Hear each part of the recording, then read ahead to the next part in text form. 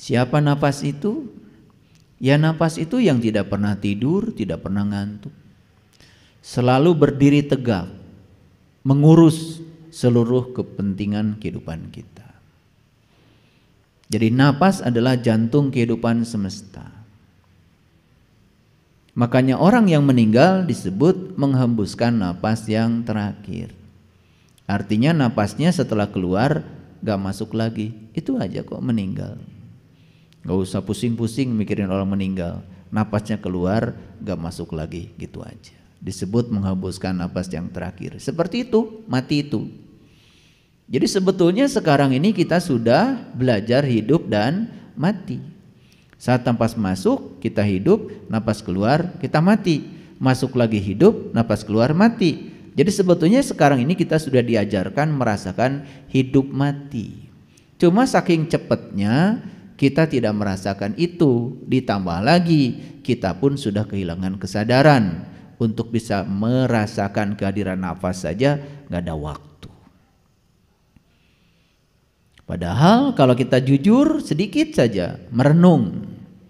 Ketika tidur mata kita tertidur, telinga kita tertidur, mulut kita tertidur, tangan kita tertidur, kaki kita tertidur, semua tertidur. Satu yang tidak ikut tidur, yaitu nafas kita. Sadar saja dengan yang sering dibacakan ketika kita baca ayat kursi, la ta'khuduhu sinnatu wala naum. Wujud dia yang tidak pernah tidur, nggak pernah ngantuk adalah nafas. Oleh karena itu mari kita bersyukur hari ini kita masih digunakan Sang Semesta untuk melanjutkan proses belajar di ruang kehidupan ini. Kita puji Dia bersama-sama membaca hamdalah. Alhamdulillahirabbil alamin. Mari kita sapa asma Allah dengan kelembutan dan cinta seraya membaca basmalah. Bismillahirrahmanirrahim. Tadi pagi saya membaca sebuah artikel yang dikirim oleh WHR, World Happiness Report. Jadi WHR ini sebuah badan dunia yang ditunjuk oleh PBB untuk melakukan riset tentang tingkatan kebahagiaan dari masing-masing bangsa-bangsa di dunia berdasarkan negaranya. Jadi WHR ini ternyata sudah merilis hasil risetnya yang terbaru itu pada bulan Maret kemarin. Maka tanggal 20 Maret itu sudah dinobatkan oleh PBB sebagai Hari Kebahagiaan Internasional. Supaya tahu.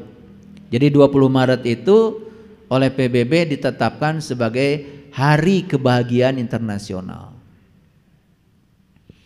Jadi sekarang itu kebahagiaan itu bisa diukur. Ada alat ukurnya, namanya Gross National Happiness. Kalau dulu ada Gross National Product. Jadi dulu yang bisa diukur itu hanya yang bersifat kuantitatif, kepemilikan uang dan harta. Tapi sekarang Gross National Happiness yang namanya indeks kebahagiaan itu bisa diukur. Jadi orang sudah sampai di tingkat itu melakukan riset. Jadi WHR ini adalah badan dunia yang bertanggung jawab untuk memberikan laporan setiap tahun kepada PBB tentang indeks kebahagiaan bangsa-bangsa di dunia. Yang dirilis 20 Maret kemarin tahun 2023 yang terbaru ternyata ditemukanlah ya dari 137 negara 10 besar bangsa yang paling bahagia di dunia dari 137 negara. Yang pertama itu namanya Finlandia. Yang kedua, ranking kedua negara paling bahagia di dunia setelah Finlandia itu adalah Denmark. Ranking yang ketiga adalah Islandia. Saya dengan istri saya alhamdulillah sudah pergi ke sana, ke Islandia itu. Saya ingin tahu. Kalau dulu Islandia pernah ranking 1. Ya, bersama Norwegia, karena Islandia dengan Norwegia itu kan satu kesatuan. Saya udah ke sana, ingin membuktikan seperti apa. Nanti saya ceritakan. Karena ini ada kaitannya dengan kajian kita hari ini. Jadi kajian kita hari ini saya beri judul, biarkanlah Allah menggunakan kita untuk tujuannya. Karena selama ini kita terus-menerus menggunakan Allah untuk tujuan kita. Sekali lagi, selama ini kita terus-menerus menggunakan Allah untuk tujuan kita. Bukan membiarkan Allah menggunakan kita untuk tujuan Allah.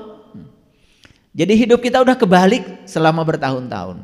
Dan hari ini selesai saya kajian, saya akan balikan sudut pandang itu. Dan saksikan kalau kita bisa membalikan sudut pandang hari ini, setelah ini, percayalah sama saya, disitulah kita akan menemukan kebahagiaan. Makanya ada kaitan dengan itu. Maka saya memulai berbicara dengan data. Karena saya ilmuwan, kalau saya berbicara tidak pakai ilmu katanya. Jadi saya langsung mengambil artikel ini yang terindeks ke sumbernya. Jadi bukan katanya, bukan orang kedua, orang ketiga, langsung dari WHR, dari World Happiness Report. Itu badan dunia yang ditunjuk oleh PBB. Jadi Finlandia itu ranking pertama, negara paling bahagia. Yang kedua Denmark, yang ketiga Islandia, yang keempat Israel. Israel nomor 4. Jadi kalau saya mohon maaf, karena saya juga rajin baca Injil, di Injil itu ada kata-kata bagus. Ya. Kebahagiaan itu datangnya dari Israel. Awas ya, Israel itu, Isra itu berjalan, El itu Tuhan. Jadi Israel itu orang yang berjalan menuju Tuhan. Tapi ternyata negara itu yang diberi nama Israel itu juga termasuk ranking 4.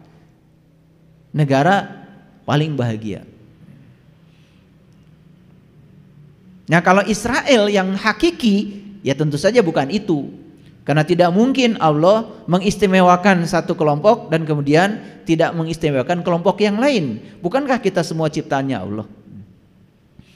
Jadi Allah di Quran mengatakan, ya Bani Israel, uzkuru nikmati Allah alaikum wa anni faddaltukum alal alamin.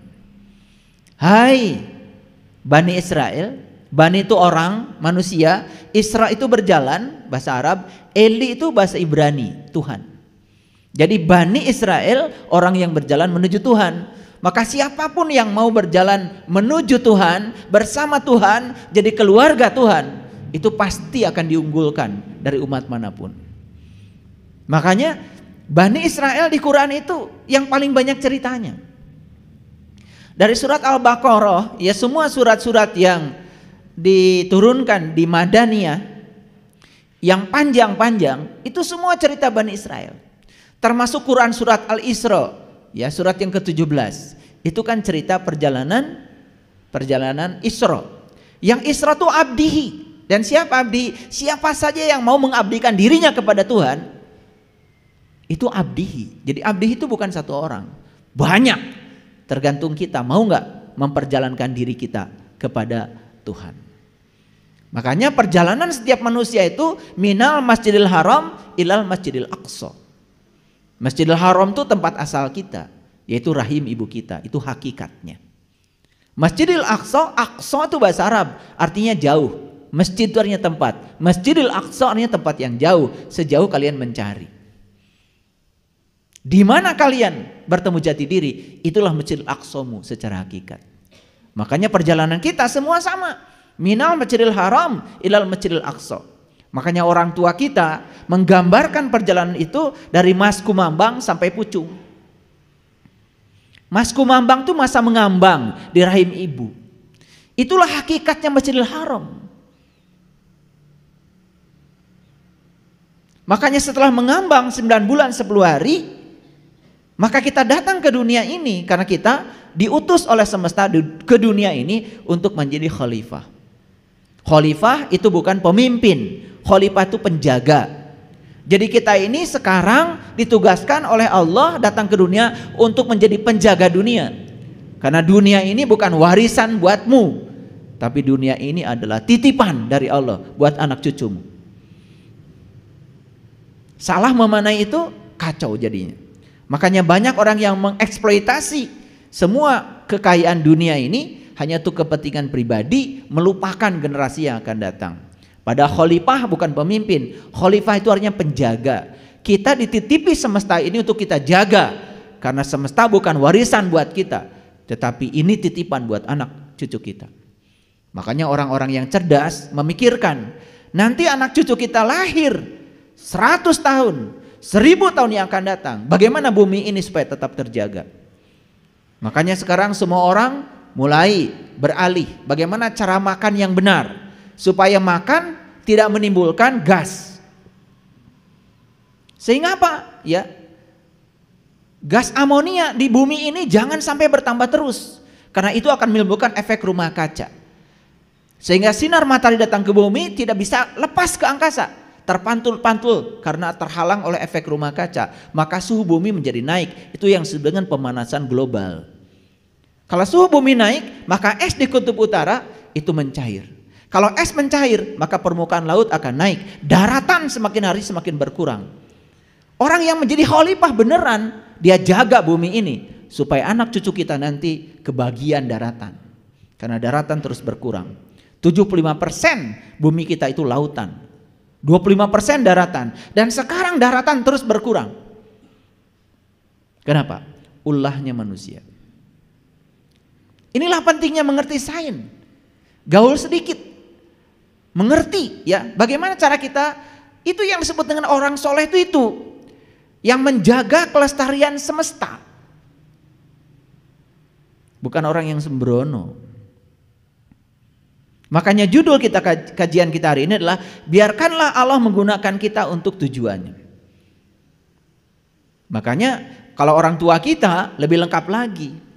Dari Mas Kumambang sampai Pucung itu perjalanannya step by step dijelaskan. Masa mengambang di rahim, kemudian turun ke bumi lewat mijil rahim seorang ibu. Dilanjutkan dengan sinom, masa lucu. Lanjut dengan kinanti, masa mencari jati diri. Lanjut asmarandana, lanjut gambuh, masa untuk saling menerima perbedaan. Kita menyatu dengan orang yang berbeda, yang disebut dengan rumah tangga. Makanya rumah tangga adalah latihan menerima dan menghargai perbedaan. Lanjut setelah itu apa? Dandang gula. Lanjut setelah itu apa? Setelah dandang gula, durma. Durma itu berbagi. Baru jadi manusia berguna kalau dia bisa menemukan berkah dalam kehidupannya, dan berkah yang dia terima dia bagikan kepada banyak orang. Makanya orang yang sudah menemukan berkah Allah dalam dirinya, dia sudah menemukan tujuan hidup. Dan orang yang sudah bisa membagikan berkah pada orang lain, berarti dia sudah menemukan arti hidup. Baru disebut orang yang berguna. Itu dandang gula. Setelah dandangnya penuh dengan gula, berikutnya durma. Setelah durma, pangkur. Karena sudah dibagikan semuanya, lepas segala kemelekatan, pangkur, mulai mengasingkan diri untuk siap pulang ke tempat asal. Maka saatnya tibalah namanya magatru. Magatru itu pegatruh, di mana ruh dengan tubuh berpisah lagi. Setelah magatru, puncaknya adalah pucung. Pucung itu pocong.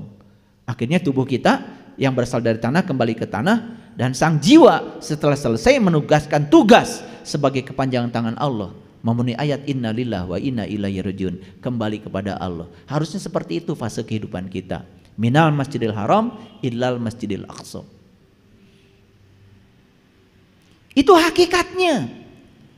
Karena gak mungkin kita pergi ke Mekah, ke Masjidil Haram, setelah itu kemudian jalan-jalan sampai di Masjidil Aqsa, mau apa? Tangkap hakikatnya dan terapkan dalam kehidupan kita saat ini. Karena Quran itu pragmatis, Quran itu konseptual dan kontekstual, terbukti dan nyata bisa dibuktikan kalau kita punya guru yang bisa membuktikan itu. Itulah pentingnya kita belajar pada yang tahu.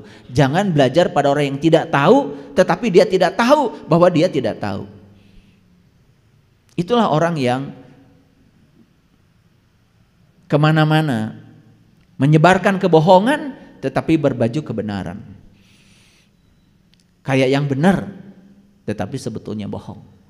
Karena tidak bisa membuktikan. Karena orang tidak bisa membuktikan kan namanya bohong. Betul nggak? Dia mengaku orang kaya, tidak bisa membuktikan kalau dia kaya kan bohong. Bohong itu artinya tidak bisa membuktikan. Kalau cuma ngomong saja gampang.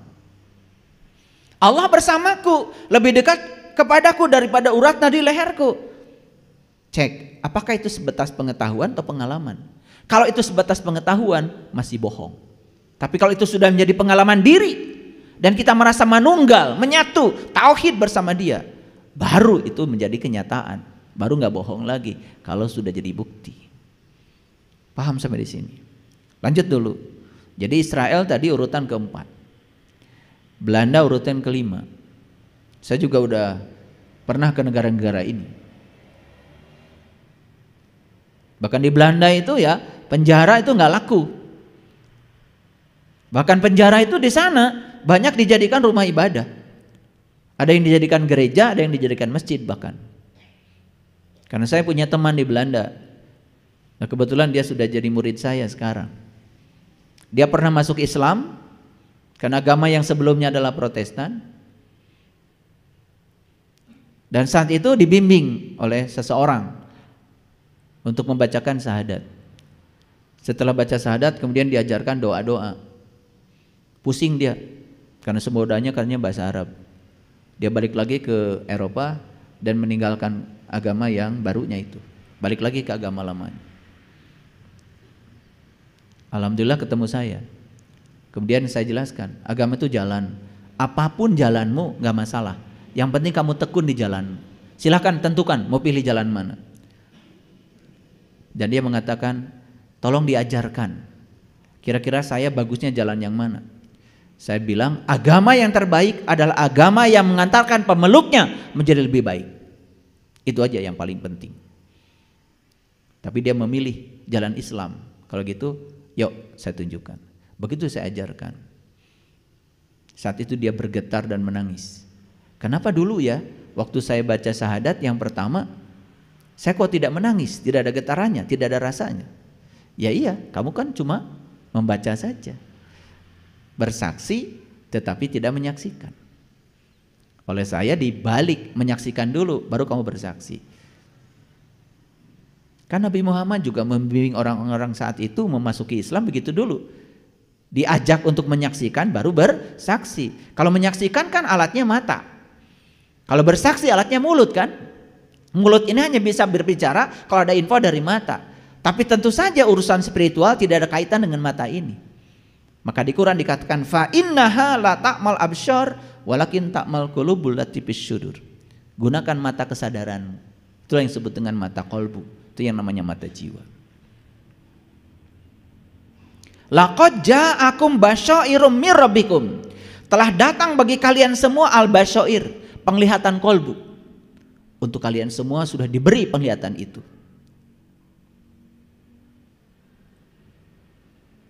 Sudah diberi. Waman absyara falinafsi. Dan siapa yang bisa menggunakan penglihatan itu, basyirah itu, maka keuntungan bagi dirinya sendiri. Waman amiya fa'alaiha. Dan siapa yang tidak bisa menggunakan penglihatan itu, maka kerugian bagi dirinya sendiri. Ini info dari Al-Quran bahwa sebetulnya semua manusia sudah dikasih basyirah, penglihatan kolbu. Siapa yang bisa menggunakannya, keuntungan bagi dirinya. Dan siapa yang tidak bisa menggunakan, kerugian juga bagi dirinya. Inilah pilihan. Silakan, itu Quran kok, jelas sekali. Bahkan di Quran dikatakan urusan spiritual tidak ada kaitannya dengan mata ini.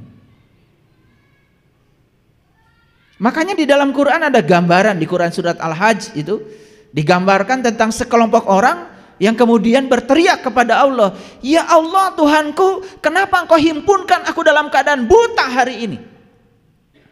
Apa jawaban Allah? Fa innaha la ta'mal absyar walakin ta'mal qulubul lati fis syudur. Yang buta bukanlah matamu yang itu, tapi yang buta adalah mata kesadaran.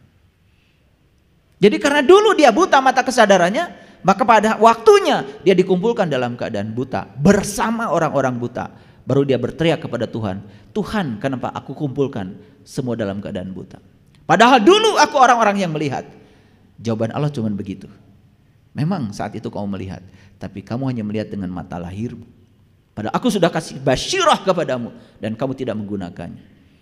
Maka di dalam Quran surat Al-Fatir, kemudian Allah mengatakan, aku sudah memanjangkan umurmu dalam masa yang cukup.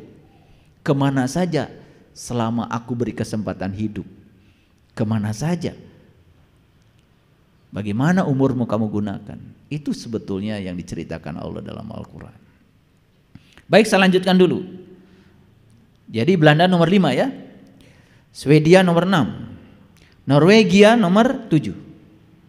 Jadi Islandia, Norwegia itu dua-duanya masuk. Di 10 negara bahagia itu satu rumpun. Swiss nomor 8.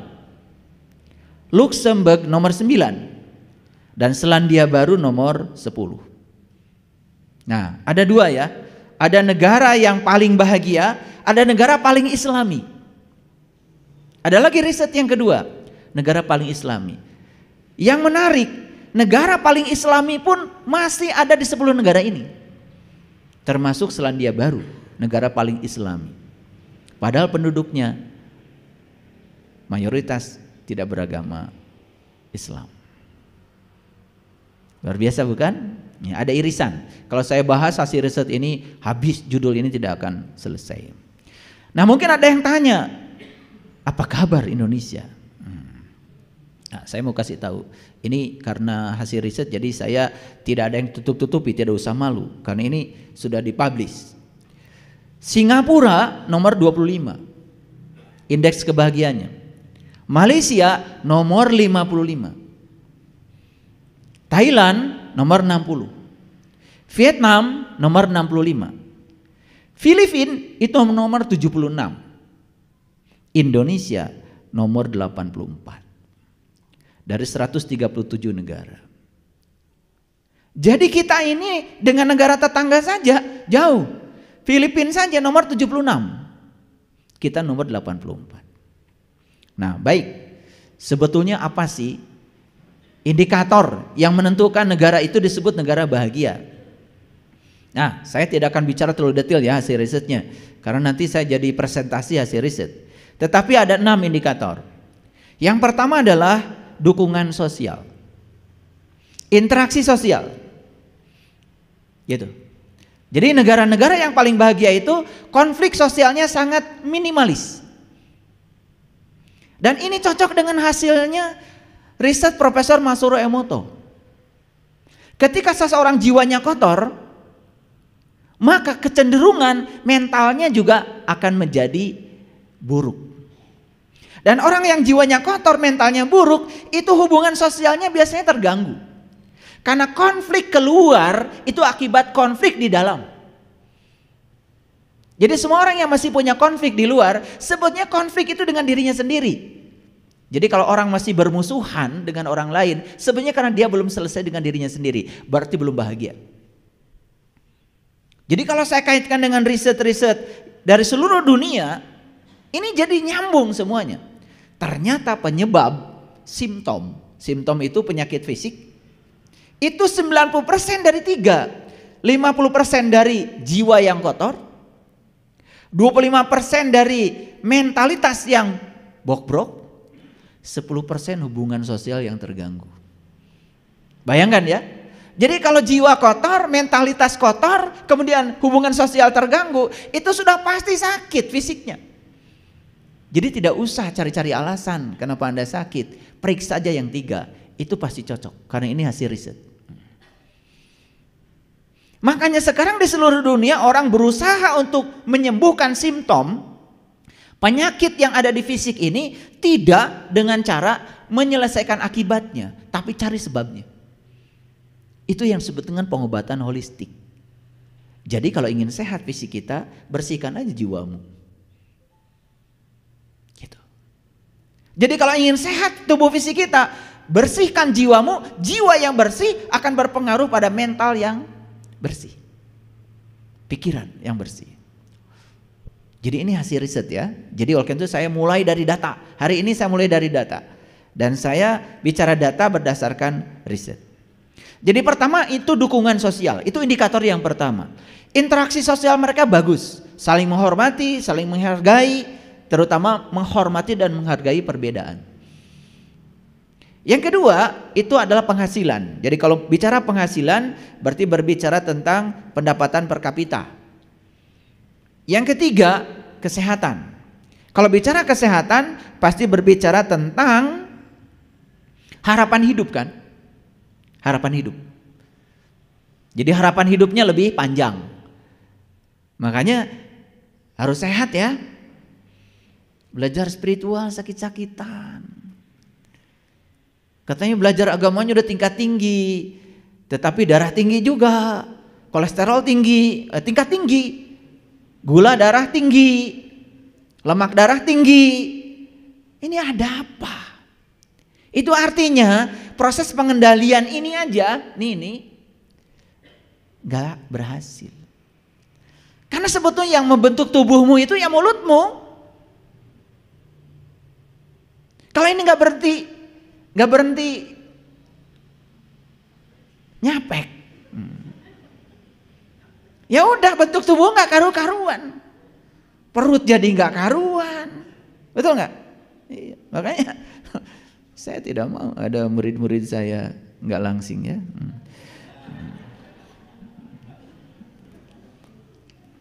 Makanya saya sudah bikin pusat pelatihannya nanti di Jelekong. Jadi saya suruh nanya aja nanti nanya. Ya, udah ada tempat latihannya. Pokoknya harus ramping. Ya, nggak apa-apa tubuh ramping, tapi dompet gendut. Ini dompetnya ramping, tubuhnya gendut. Banyak penyakit. Jadi yang ketiga itu kesehatan. Yang keempat nih yang penting kebebasan. Kebebasan untuk menentukan pilihan hidup. Itu indikator kebahagiaan nomor 4 yang diukur. Jadi negara-negara yang tingkat kebahagiaannya tinggi karena mereka sudah bebas menentukan pilihan hidup. Artinya mereka sudah sukses menjadi dirinya sendiri. Nah kita ini masih sibuk menjadi orang lain. Betul apa tidak? Iya. Jadi kalau istilah orang bijak itu kita masih dalam kawanan domba, belum jadi singa. Makanya 1 jam saja kamu jadi singa, lebih mulia, lebih bagus daripada puluhan tahun kamu jadi kawanan domba. Domba itu abring-abringan. Batur kitu ngilu kitu, batur kieu ngilu kitu, eta domba. Yang di sini mah bukan.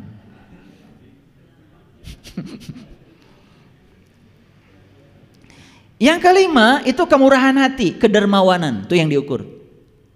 Jadi negara-negara yang indeks kebahagiaannya tinggi itu karenanya mereka memberi itu mudah, kedermawanan.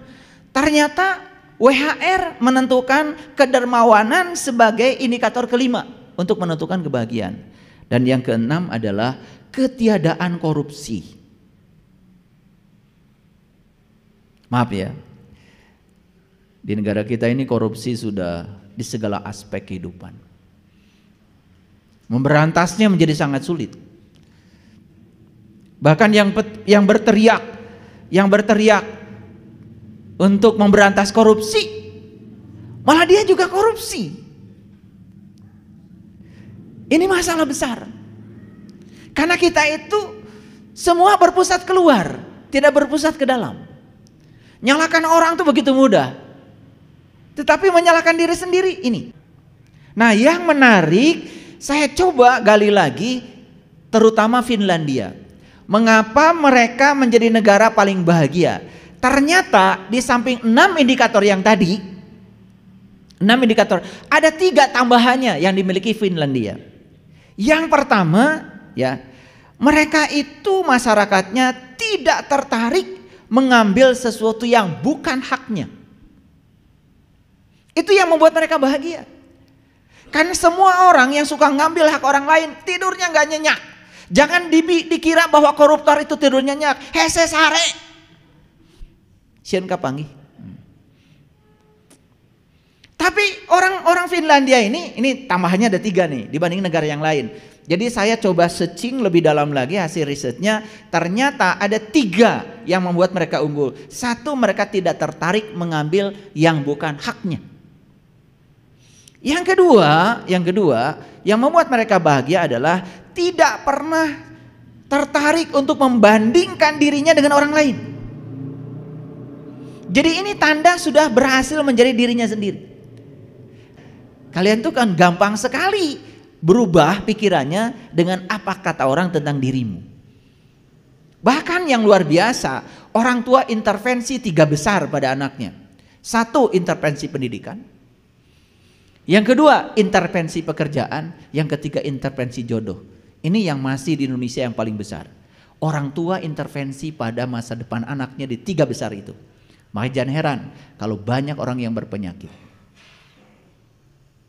Jadi saya menemukan di kelas klinik holistik itu banyak sekali orang-orang yang depresi, kemudian sudah cancer, macam-macam cancer di seluruh anggota tubuhnya. Ternyata faktor pertama yang paling berbahaya adalah dia melakukan sesuatu yang dia tidak suka. Jadi mungkin saja anak ini tidak mau jadi dokter, tapi orang tuanya ingin anak jadi dokter. Mungkin saja anak ini tidak mau jadi orang tuanya, tapi karena orang tuanya jadi X, maka anaknya harus seperti orang tuanya jadi X. Dan di Indonesia orang tua ikut campur urusan anak dianggapnya cinta kasih. Jadi anak tidak dihargai sebagai tamu agung yang datang ke semesta untuk menjadi dirinya sendiri. Anak tidak diberi kebebasan, bahkan dari kecil saat anak tidak sadar dikasih harus mengaku keyakinannya apa. Betul? Beda di negara-negara yang sudah beradab. Setelah dewasa baru ditawari, kamu mau ngambil jalan apa silakan, itu pilihanmu. Diberi kebebasan untuk menentukan itu. Kita intervensi, dan di Indonesia intervensi itu menurut para sosiolog itu ada 3. 1, intervensi dalam pendidikan, 2, intervensi dalam urusan pekerjaan, dan yang ketiga intervensi dalam urusan jodoh. Bayangkan kalau jodoh saja sudah diintervensi, bagaimana mereka bisa menyelesaikan karmanya? Kalau saya bicara ini lebar lagi, kan itu bukan topik kita. Jadi saya batasi ya. Tetapi ini data-datanya perlu diketahui. Yang ketiga yang menyebabkan Finlandia menjadi negara paling bahagia, mereka ini tidak mengabaikan alam. Dan mereka sangat dekat dengan alam. Makanya di komunitas kami ini ya, setiap periode tertentu pasti ada acara ke alam. Makanya tempo hari saya mengajak ya para sahabat semuanya ke Candi Hijau, ke Candi Boko, saya mengajak ke Gunung Merapi. Dan kemudian di situ kita melakukan meditasi ya. Hanya meditasi pohon saja. Pada menangis semua tersungkur. Kenapa? Melihat pohon dengan kesadaran berbeda dengan melihat pohon tanpa kesadaran. Ternyata di pohon itu ada energi halus yang lembut, yang hidup, yang menghidupi pohon. Dengan kesadaran yang tinggi bisa melihat energi lembut itu. Di situ kita bisa menemukan Allah. Di situ kita bisa menemukan Dia, Sang Maha Pencipta. Maka kemanapun kamu memalingkan wajah, di situ kamu akan melihat wajahnya. Sekali lagi kesadaran. Nah, apa kesimpulan besar dari riset ini?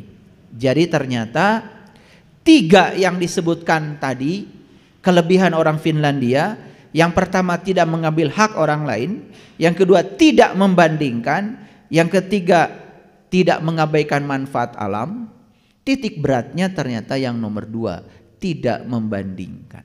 Jadi artinya mereka sudah bisa menerima diri mereka apa adanya. Itu yang disebut dengan muslim. Jadi muslim itu adalah orang yang sudah bisa menerima dirinya apa adanya. Maka siapapun yang sudah bisa menerima dirinya apa adanya, maka mudah untuk mencapai kebahagiaan. Ketika kita masih membanding-bandingkan diri kita dengan orang lain, yang terjadi adalah penolakan. Makanya Islam itu artinya adalah pasrah. Muslim artinya orang yang sudah bisa pasrah. Harusnya Kita ini yang mengaku muslim harusnya dong lebih pasrah dari mereka yang disebut oleh kita non muslim. Tapi lucunya data mengatakan mereka yang disebut oleh kita non muslim malah lebih muslim daripada kita yang mengklaim diri kita sebagai muslim.